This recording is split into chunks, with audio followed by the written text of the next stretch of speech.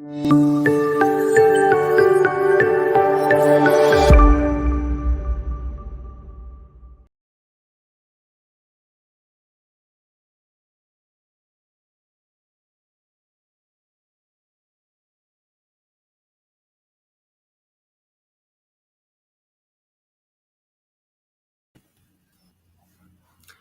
everyone. Good afternoon. I hope that all of you are well. Well, you're not going to believe what just happened. We just had a phone call with teacher Miguel Angel Quino. He said that unfortunately he is not going to be able to present right now. But that's not going to be a problem for us. We are English teachers. We know how to improvise, and we should have everything under control. So we're going to talk about a very interesting topic. All right. And for this, since this is a very debatable topic, I'm going to invite the other moderators to be part of this streaming. So this is Estela, Elías. Hello, good afternoon. Good afternoon, everyone. Mariela Chino. Hello. And Daniela Mendoza. Hello, good afternoon. Hi, how are you today? Everything okay? Everything perfectly. Yeah, fine, thanks. Great. Okay. So we're going to talk about a very interesting topic. If I ask you to define the prospective teacher of English as an international language, what comes to your mind?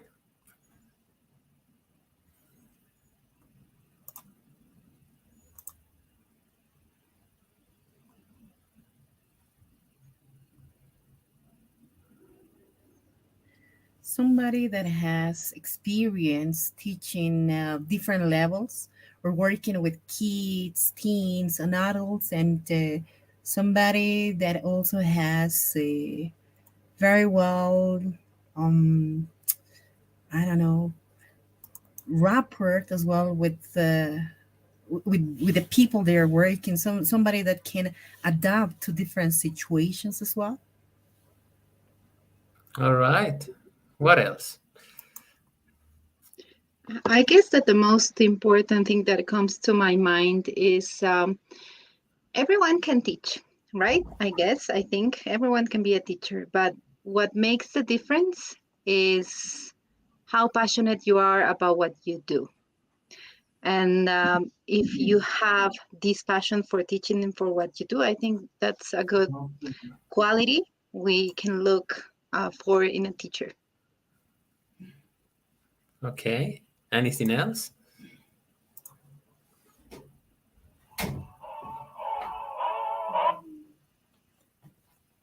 I think it's important also to take into account how creative the person is, right?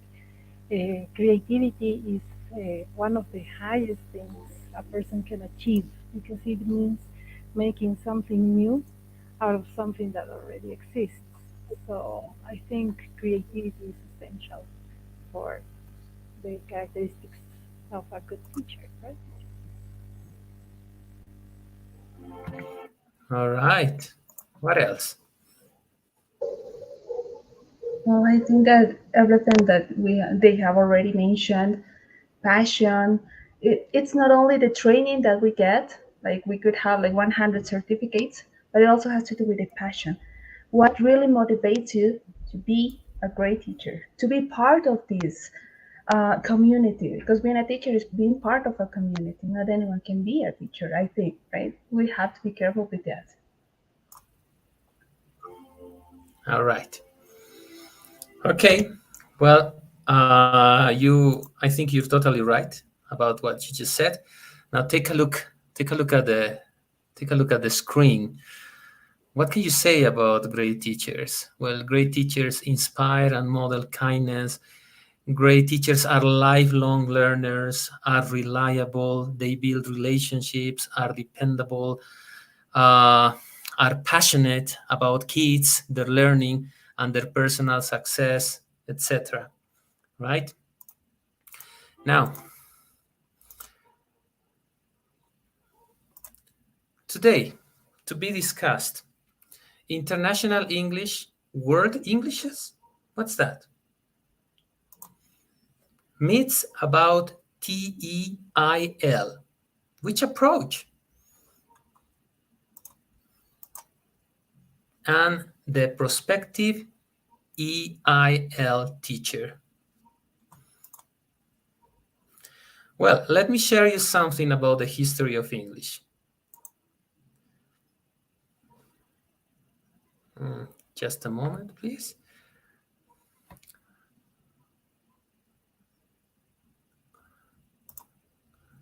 It seems that I stopped sharing this. Give me just one moment.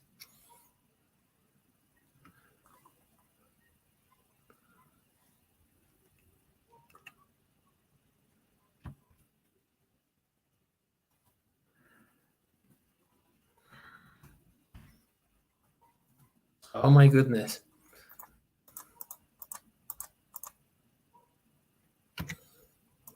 All right, let me share this again.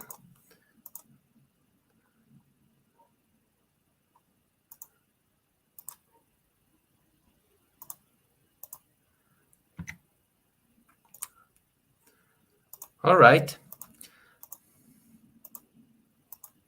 Now take a look at this.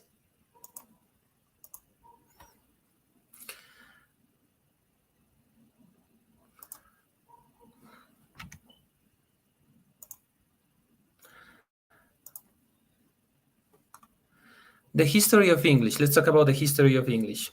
Well, you know, the story of English, it all began when the Romans left what we know today as the United Kingdom. And Germanic tribes like the Jutes, the Anglos, and the Saxons invaded it. That's why they got the term Anglo-Saxon. Something to highlight here.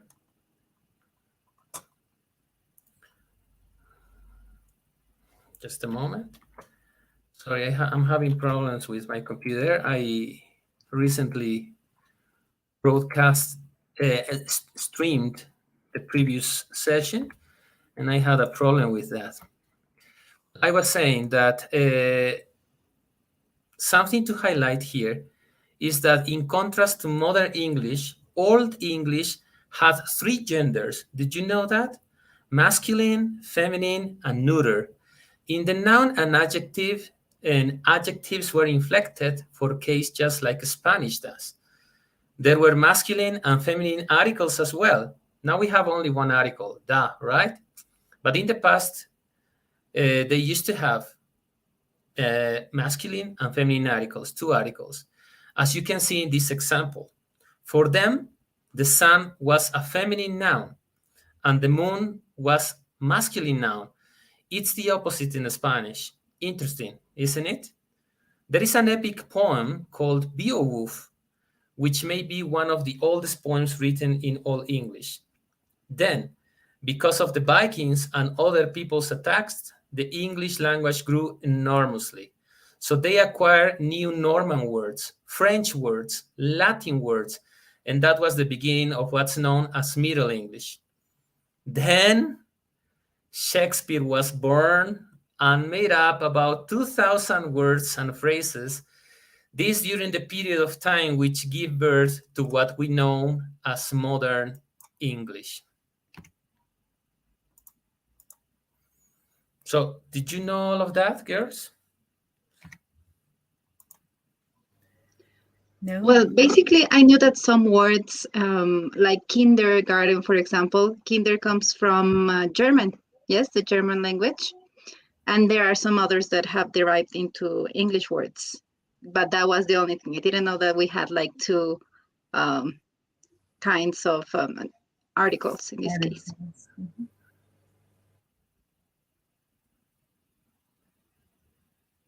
And did you know that Latin America also contributed to the English dictionary? For example, do you know where the word alligator comes from? Does No, not anybody at know? all. Alligator.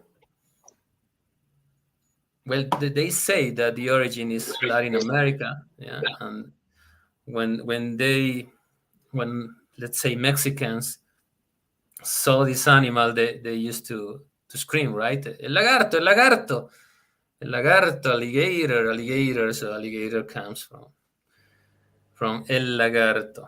Interesting, right? Okay, let's continue. I'm going to show you a video about the history of English.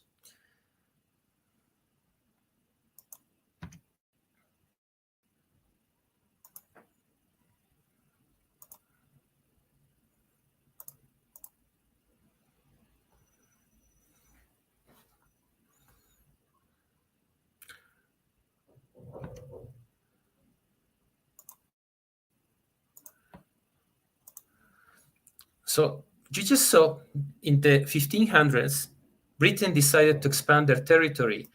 And in exchange for land, food, and other stuff, they learned new words such as yoga from India, cannibal from the Caribbean, zombie from Africa, boomerang from Australia.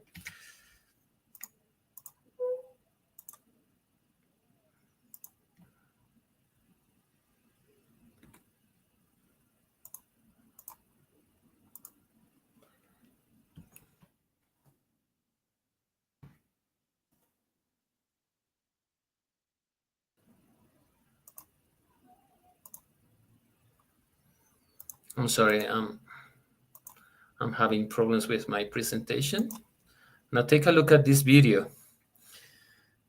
So take a look at what Britain did during its history.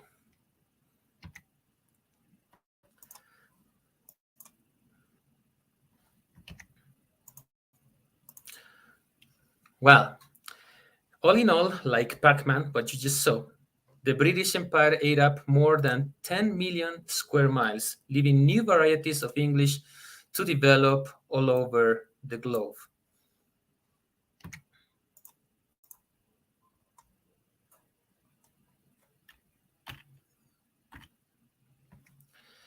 English as an official language. After many years, English became the main language of the UK, the US, Canada, Australia, New Zealand, and a handful of other nations affiliated with the British Commonwealth, like India or South Africa. The number of people who spoke English was easily measured by adding together the populations of those countries.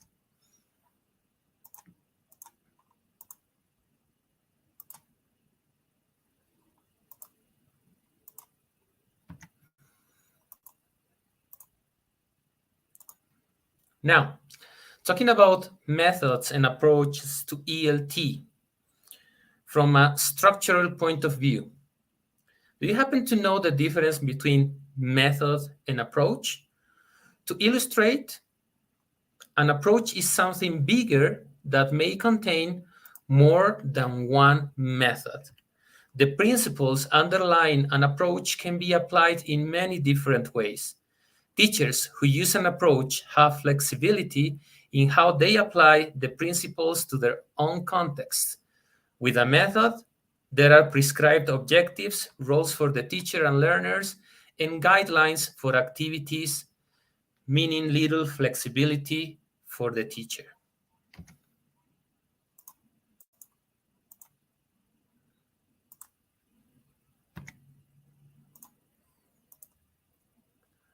From a functional point of view, we can say that in the 50s and 60s, A comprehension paradigm arose focusing on a functional view. As a result, the natural approach was proposed, and this led to what we know as PPP. What does PPP stand for? Hey teachers, could you please help me? Does anybody know? What does PPP stand for? Could you please write that in the chat box? Please, please, please. What does PPP stand for?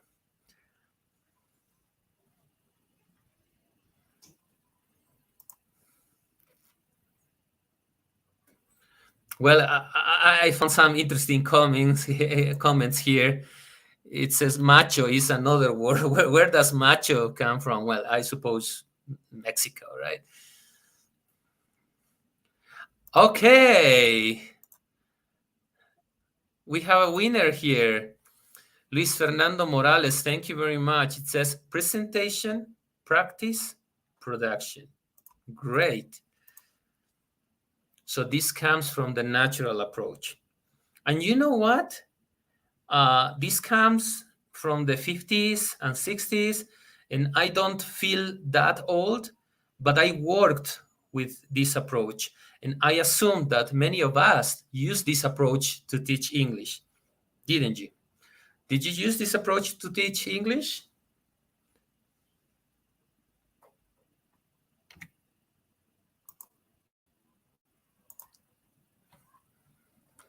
Estelita, did you use the Yes, natural of course. approach to teach English? Yes, of course. It's actually very useful, right? So students get the input, they get to practice, and at the end we get to see how well they understood when we see them using what we have presented. Of course, I have. And many teachers are saying that they use the natural approach in order to teach English, right? Yes, we do. It's in our glossary. Rosie Angie says, yes, I use the PPP in order to teach sub skills. Very interesting. Well, thank you very much for your participation. Let's continue.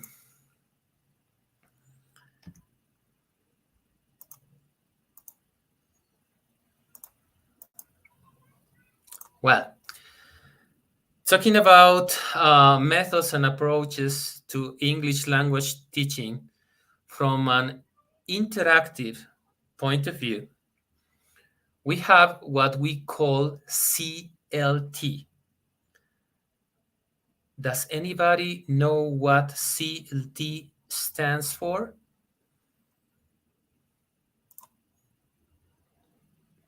Again, you can use the chat box. CLT, what does that stand for?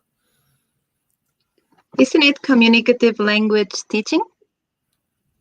Wow, where's my star for you? I'm going to give you a star when I see you. Thank you very much. Yes, you're totally right. Communicative language teaching. Well, with the passing of the time, more and more people needed to learn English, not only for work or study, but also for pleasure. Consequently, the CLT rose. The communicative language teaching is an approach that emphasizes communicative ability. Here, the teacher acts like a facilitator or moderator, just like us, rather than an instructor. This is the approach that is still used in many English teaching institutions. We use that in our institution. The book that we use works around the CLT approach. The question is, should we continue using this approach? I just read one comment that said that we work with an eclectic method. Means that we get the best of every method, every approach, and we apply it in our classroom. Do you agree with that? I have another video that I would like you to see. Take a look at this video.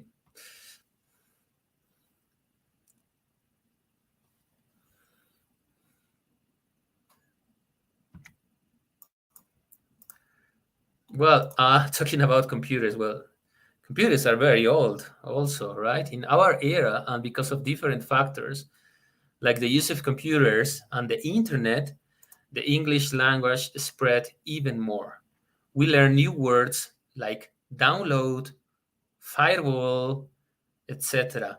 And today in the morning, we learned that now we communicate using emojis. That's great. That's very interesting.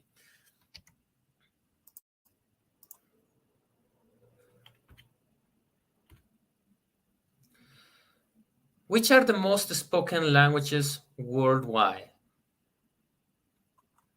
That's a question for Daniel. Daniel, I I which I which imagine which one language of do you the think is the most mhm, spoken in the world? in the world difficult because I think it is between Spanish and English. Although some people, I remember some years ago, people said that, or there was this study or something like that saying that Chinese was the most common language around the world, but it was just because of the number of people or the population. But I still think it is English or Spanish. Well, if you ask what is the most spoken language in the world, it could be Chinese. But the difference Yeah, is that they usually the speak people. Chinese in just one place in China, right? Exactly. And Mandarin. Exactly. But if But you if you ask tell me what's the most worldwide, spoken language around the world, it is English. it is English. There's echo there. Well, so how many people speak English currently? You can find this chart at statista.com. It is natural to doubt this statistic because others still consider Chinese to be the most spoken language in the world. But it is agreed that almost all of it is spoken only in China, as we said before. On the other hand, English is spoken around the world. English speakers whose primary language is not English greatly outnumber those whose L1 is English. That's what you said today in the morning, right, Cynthia? You were talking a little bit about this. Exactly. Uh, there are many people that would like to speak like Americans or like the British, but they don't own the language. Now there are a lot of people who speak English and who don't come from an English-speaking country. What can you tell me about that?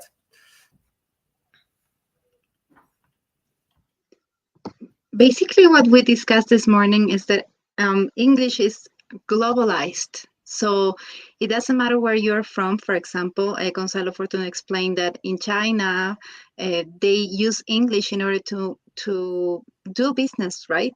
No matter which country you are, in order to communicate with someone that is from a different country, you have to use English because that's the common language and that will be your common ground in order to understand each other. Yeah, yeah, that's true. And well, here in the chart, as you can see here, for every one native speaker, there may be four or even five non-native speakers. This means that English isn't so much a foreign language. It has become an international language that belongs not to the UK or the US, but to the world at large.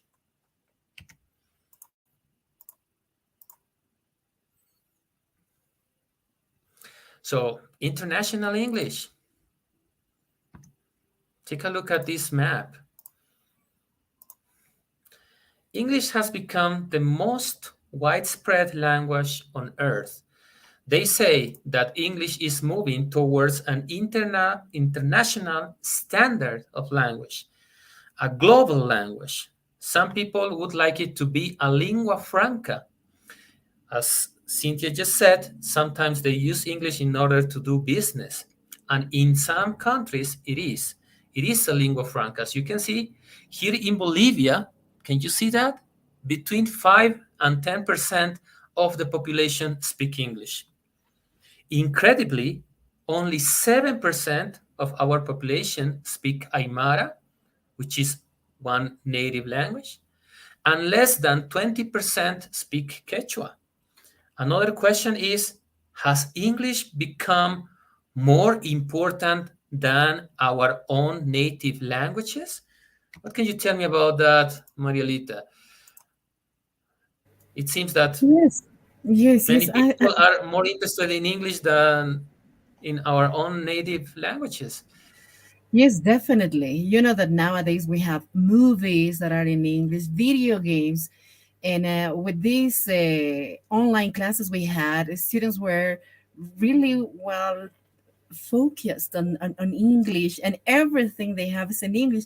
Basically, I don't know if you ever heard teens talking among them. They use a vocabulary like they are using English as part of their Spanish already, and they are just using. Sometimes when I listen or when I hear a conversation, I tend to say like, but that is English, but they just use it very normally and so on. So English has already taken part of our culture as well. I would say yes, there are so many things that we use in English, and we don't really realize that it's English, but we use it like um, overall. I don't know if you heard the word, that's in English, but we use it as in Spanish here, and the meaning for us is like we already know what it means, but they don't really know that it's English. So we're English is all around, I guess.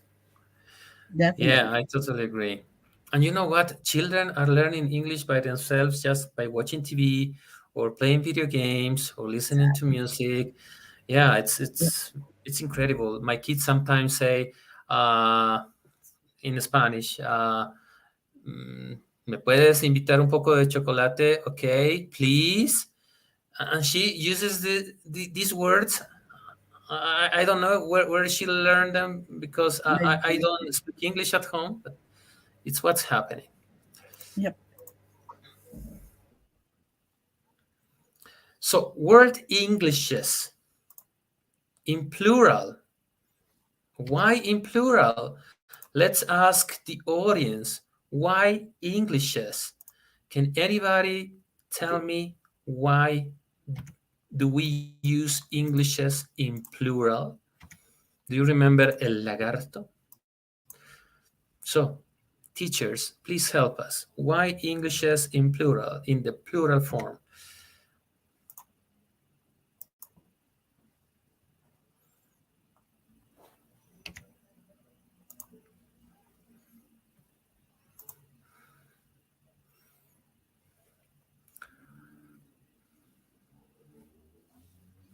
We have a person from India.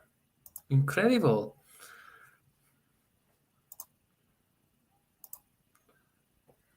I don't know how to pronounce his or her name.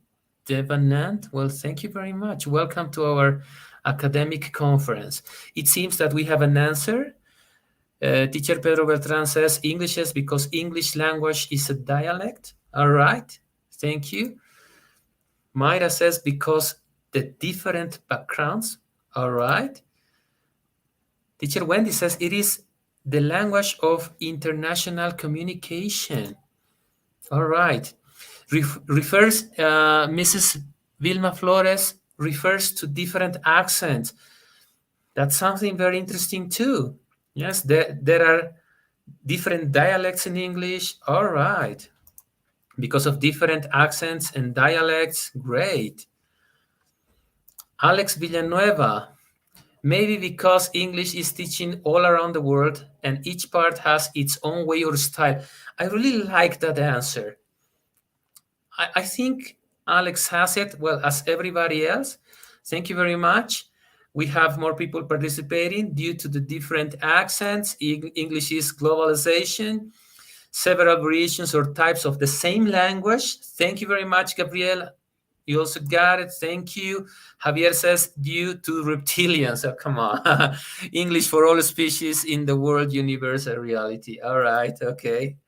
We got it. Thank you. English has different accents, vocabulary, and grammatical structures. Well, thank you. Thank you very much for your participation. So, where does the word Englishes in the plural come from? Some people may say English does not have a plural form, but it does, Englishes. The continuous spread of English has given rise to different varieties of the English language. Modern English, informal English, internet slang, and the variety of English depending on the place where it is used, as you just said. We just saw that English language has grown, borrowing words from many different places, like el lagarto, yes? Well, at least we helped adding something to the English dictionary. And I was not lying before. Take a look. This is my English dictionary. It says alligator, Spanish, el lagarto, the lizard. Yeah, so that's its origin. I was not lying. Condor is also in the English dictionary. Condor comes from Quechua kuntur. Did you know that? Interesting. Well, let's continue talking about word Englishes. Wow. What does churro mean? Churro or chura? Estelita, have you ever used that word? What does it mean? Of course, chura tarija. Of course I have. What does that mean? Beautiful, charming, lovely, which is All different from right, thank you. right from being chura. Great. What about Yeska, Cynthia? Do you happen to know the meaning of that word? Of course. That usually happens at the end of the month. We are yeka. All Giving you right. money. But where does it come from? I think it's from Santa Cruz, right? Okay, Yeka? probably. All right. Casero, caserita, Mariela. Yes, of course, of course. They are our. I don't know. We use this whenever we want to have a discount, let's say, and when we are buying something. So the first thing we say is like, "Caserita, caserito, can you help me out, or can you reduce the price and so on?" Or we tend to call "caserito, caserita" to all the vendors on the street whenever we get to approach and buy something. All right. And where does it come from? Uh, from La Paz, I guess. Probably. Yes. All right. Daniela, what about chuño? Okay, I think we all know what chuño is. I love eating chuño. We know that it is dried potato that have this black or dark dried potato. Very delicious with mayonnaise, but just in case. Uh, I don't know where it comes from. I suppose from Aymara or Quechua. Yeah, probably. And have you ever used the word broste?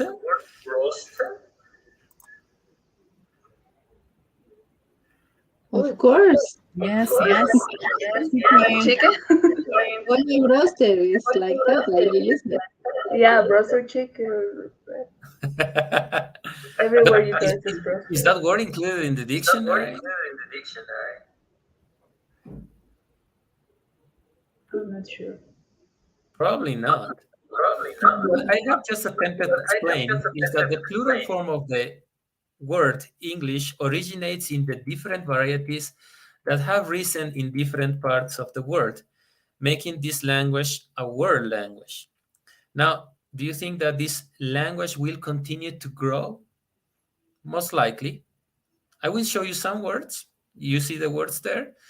And if you look up these words in a Spanish dictionary, the meanings will greatly differ from the way they are used here in Bolivia, or maybe they don't even exist in the Diccionario de la Real Academia de la Lengua Española. So I think that maybe in the future these words could be added to the dictionary. We're running out of time, so I'm going to try to hurry up a little bit.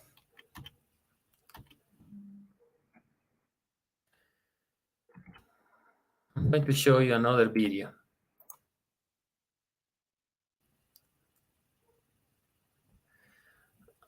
Let me play that video again, one more time.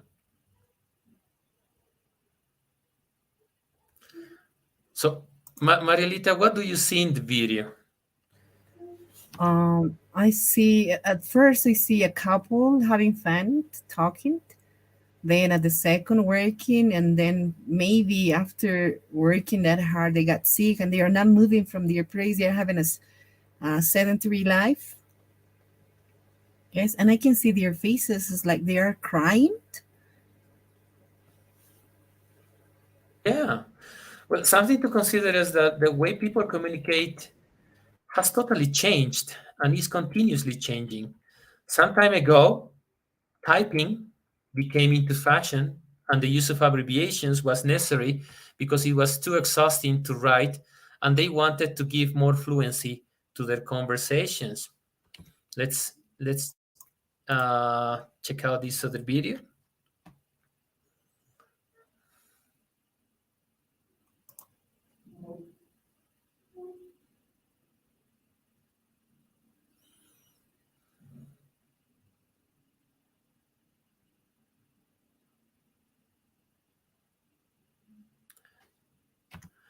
So nowadays, we sometimes use abbreviations in order to communicate with other people. Now,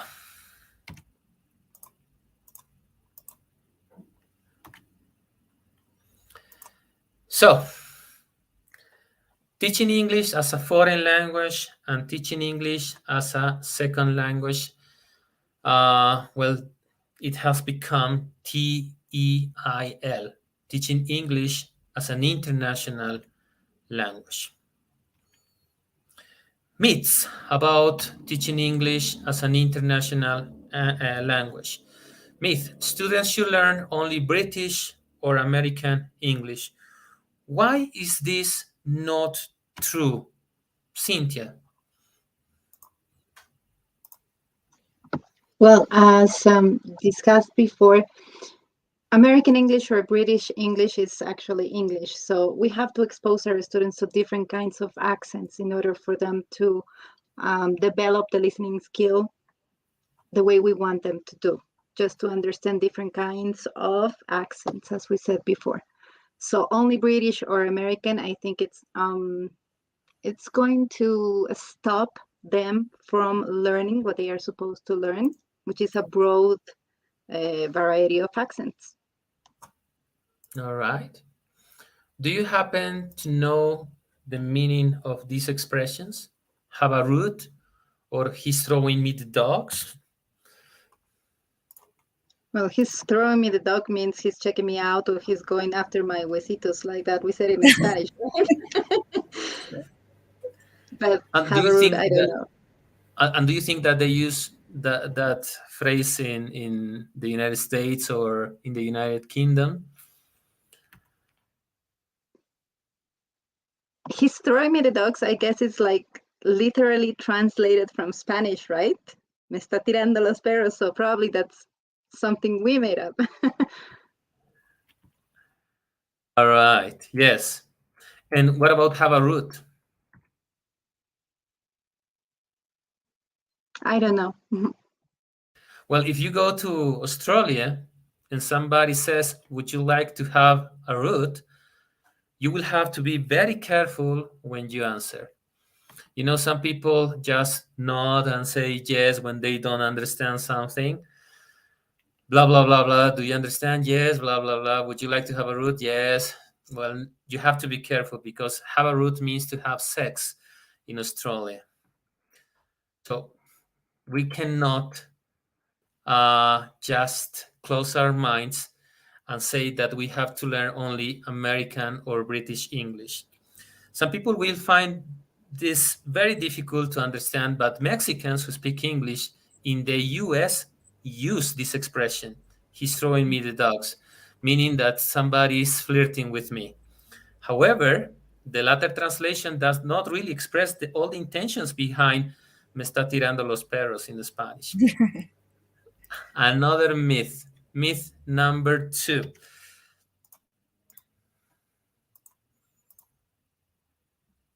Native American or native British teachers teach English better than non-native teachers of English as an international language. Estelita, do you agree with that? Or why is that not true? I disagree with that, and I guess people would agree with me when I disagree with that. When we say that, well, even though I am not a native English speaker, I studied the language, right? I learned it as a subject. So when I have to teach it, I follow some things my teachers did. I studied it. I learned it, as I said, as a subject, right? The same happens if you asked me, my dear director, to teach Spanish, for example. Estela, take this Spanish class. It would be a lot harder for me to teach that Spanish class than to teach the English class because I learned Spanish as a native language. I didn't, well, we do study it at school, but not in a way that we can actually teach it, right? We have to learn to teach Spanish. And that's why I disagree with that, not because we are Spanish speakers, we can teach Spanish easily, right? We have to learn the same way we learned to teach English.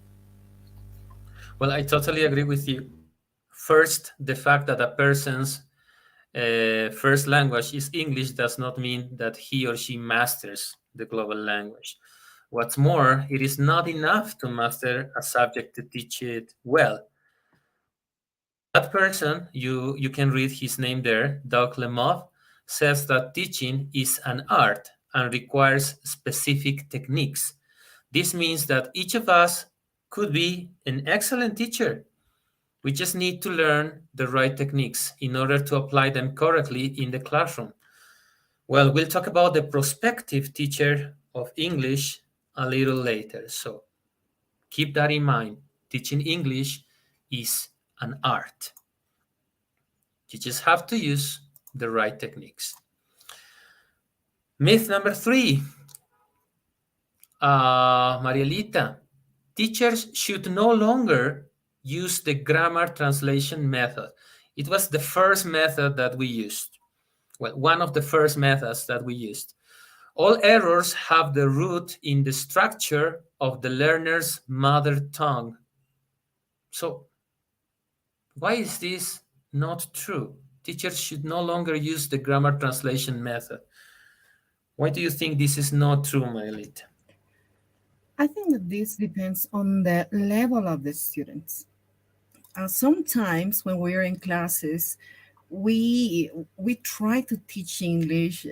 We try to teach grammar using English, but sometimes they don't really get it. And as this morning, it was said, we have to take advantage of our language for the L1 language we have, and we can help our students guide them a little bit. Of course, not all the time, but a little bit. So it is somehow the first language help us somehow help our students to understand grammar better. So if we just stick to I don't know, to teach grammar like so rigid, and students won't won't really get it. So whenever it's needed, I think that it's good to use our L1 language. All right. Mhm. Yeah. Well, learners from different language backgrounds make similar errors because of the English language itself. For example, most English language learners, not only Latin American like us, have problems using helping verbs. It is important to understand that the mother tongue does play a role in learning a new language.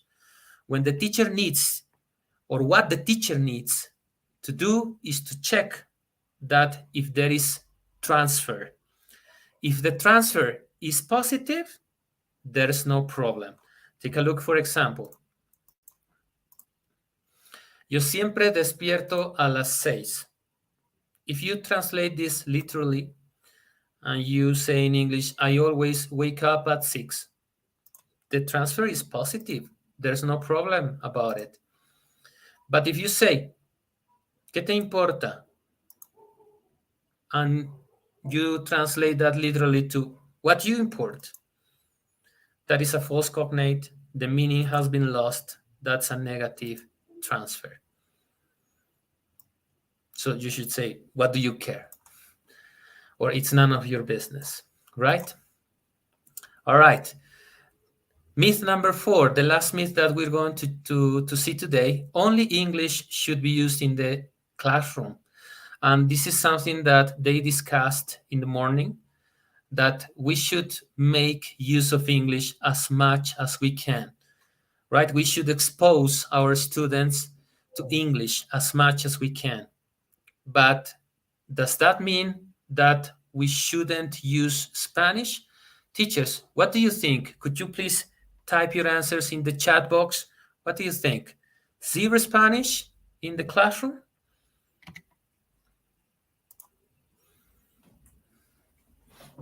Take a look at the comments. Drink a chair. Yeah, that's toma asiento, right? Great.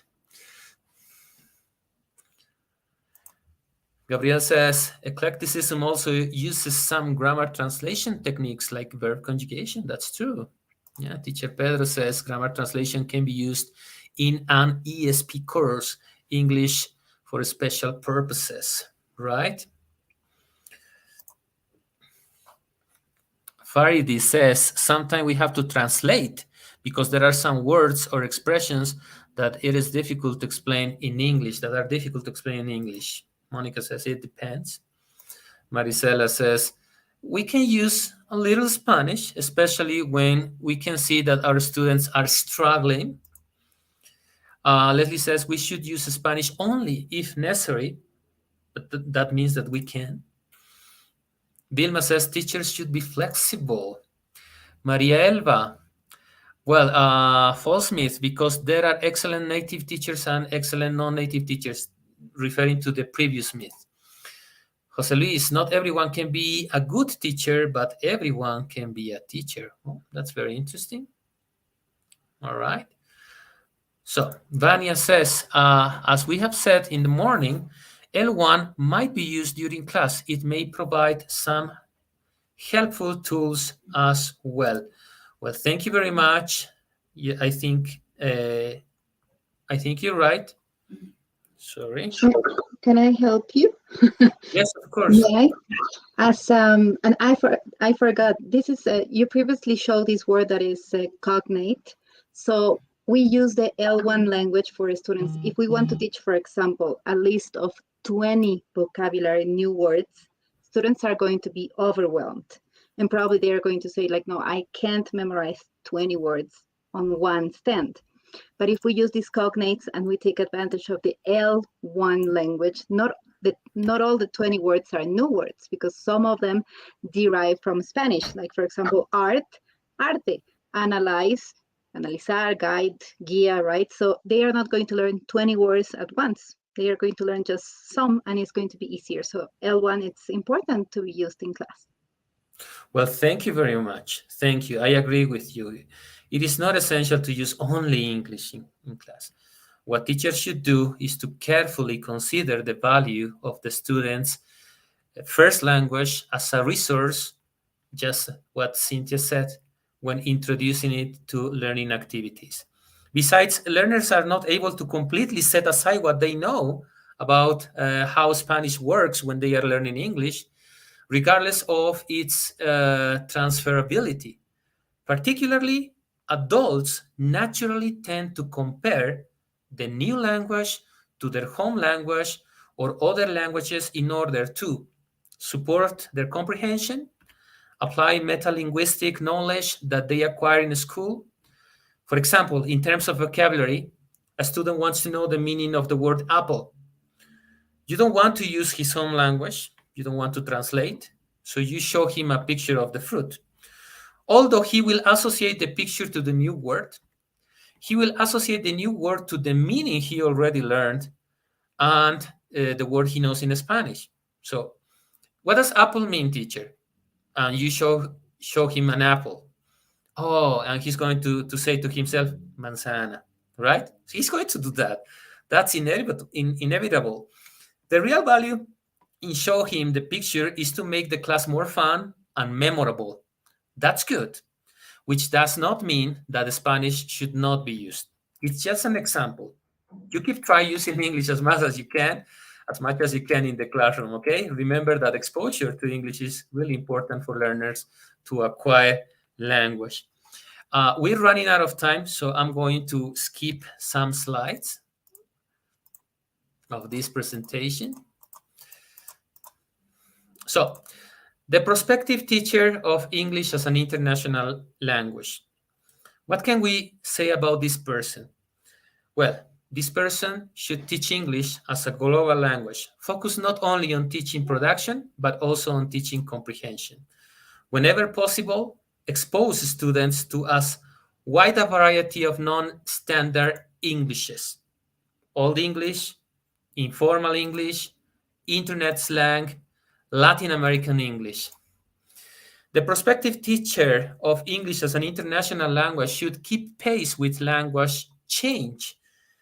When a language arrives in a particular place, people adopt it and adapt it to their own cultural background. These words were taken from a book by David Crystal. So you should find out your students' needs, interests, and objectives. Adapt your class to those. Allow the use of different varieties of English in the classroom. Become a researcher. We should become researchers. Study the different approaches proposed by other teachers as often as you can. We should learn more about task-based instruction, content-based instruction, blended learning. Next week, we will have a webinar session about blended learning and post-communicative approach, which I consider is that eclectic method you talked about. All right. I'm really sorry, but we ran out of time. It's already 5:30. Thank you very much, dear moderators. They are my teacher counselors. You don't know how much I love these women because they help me with whatever I need, just like what happened today. I hope that it doesn't happen again. Thank you very much for your understanding, dear teachers. So let's get ready for the last webinar session. Thank you very much. Goodbye. Bye bye. Thank you. Thank you. You